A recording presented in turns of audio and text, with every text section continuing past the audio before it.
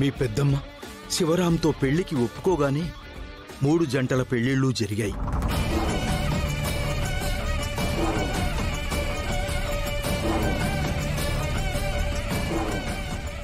కొంతకాలం అందరూ సంతోషంగా ఉన్నారు. కానీ ఉన్నట్టుండి మీ పెద్దమ్మ అన్నా, ఆస్తి పంపకం జరగాల్సిందే. ఆ తర్వాత ఒకరోజు మిల్లులో మీ మావయ్య రక్తపు మడుగులో చనిపోయి ఉండడం చూశాం. మీ నాన్నే నా కొడుకుని చంపి పారిపోయాడని అక్కడున్న వాళ్ళు పోలీసులకి సాక్ష్యం చెప్పారు. అప్పటికే మీ నాన్న మాకెవ్వరికీ కనిపించలేదు.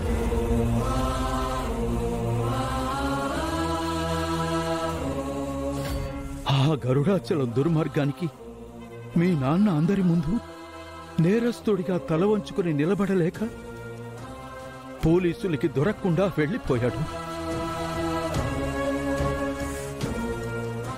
మీ నాన్న ఎక్కడున్నాడో ఎలా ఉన్నాడో ఆ రోజు నుంచి ఈ రోజు వరకు ఎవరికీ తెలీదు.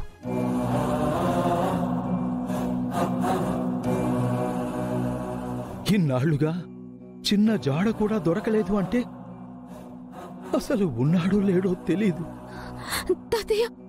అబద్ధాన్ని నమ్మి ఆశపడ్డం కన్నా నిజాన్ని నమ్మి మనసుని రాయి చేసుకోవటం మంచిది కదమ్మా.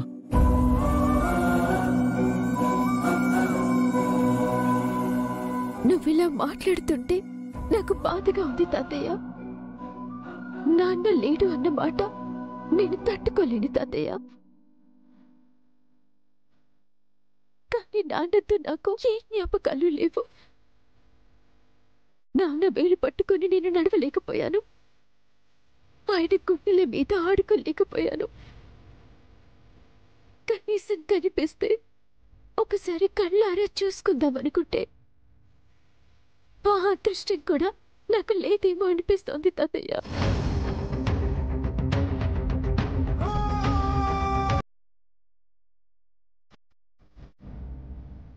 పచ్చని చెట్టు ఎండిపోతుంది.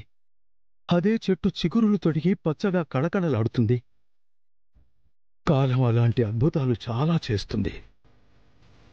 చూద్దామమ్మా, నీ కన్నీళ్లకి కరిగి కాలం నీ విషయంలో ఏ అద్భుతం చేస్తుందో. ఊహ తెలిసిన దగ్గర నుంచి పెద్దమ్మని అమ్మలా నేను చూసుకున్నా. పెద్దమ్మెందుకు తాతయ్య నన్ను తన బిడ్డ అనుకోదు? చెల్లిని చెల్లిలా చూడండి, చెల్లి కూతుర్ని కూతురులా చూస్తుందని ఎలా అనుకుంటావమ్మా?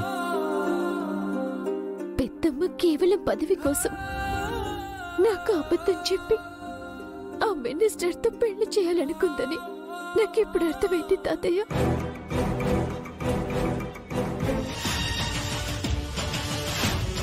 నా 10 రోజులై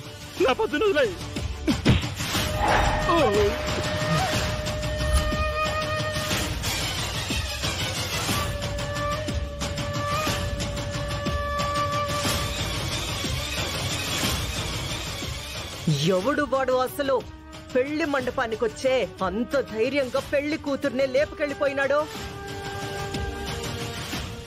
తెలియని వాడైతే కాదనిపిస్తుందమ్మా. ఇంత సాహసం చేశాడంటే పద్దుకి బాగా తెలిసినవాడు అయి ఉంటాడు. అంటే వాడెవడో వస్తాడన్న ధైర్యంతోనే పద్దు పెళ్లి పీటల మీద కూర్చుందేమో అత్తయ్య. అంటే మనకి తెలియకుండానే అది ప్రేమ వ్యవహారాలు నడిపించినాదన్నమాట.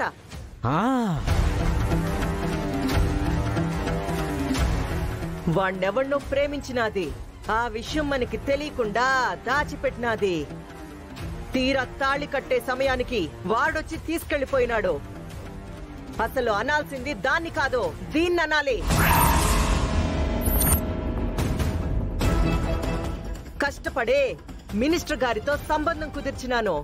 సరే, అక్కడ ఎలాగైనా మీ బతుకులు మీరు బతుకుతారు, బాగుంటారు అనుకున్నాను. తీరా నీ కూతురేమో ప్రేమించిన వాడితో లేచిపోయినది. అది చాలక మినిస్టర్ గారిని అవమానించినది.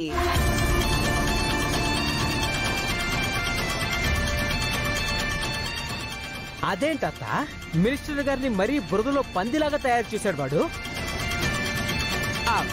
అంటే బురదలో దొర్లించాడు అంటున్నాను సార్.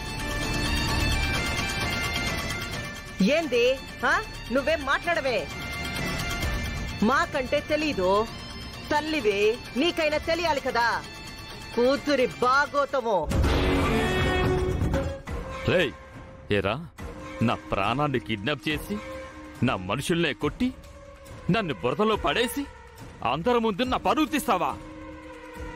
వదిలిపెట్టను, నీ అంతు చూసేంత వరకు వదిలిపెట్టను. రెండేసై గారు, పద్దుని కిడ్నాప్ చేసింది వెంకీగాడే. ఇతన్ని అరెస్ట్ చేసి లోపల పడేసి మొక్కలు ఇరగదీయండి.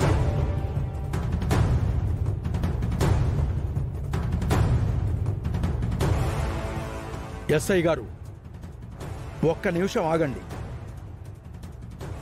ఇందులో అబ్బాయి తప్పేమీ లేదు.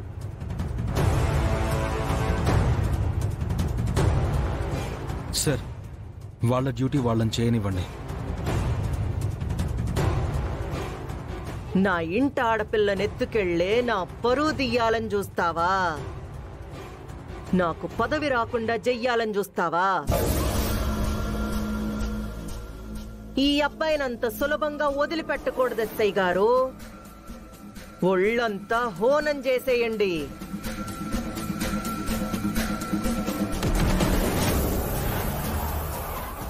భవిష్యత్తులో నడవడానికి కూడా పనికి రాకూడదు. తీసుకెళ్ళండి. రా సార్, నా మాట వినండి సార్.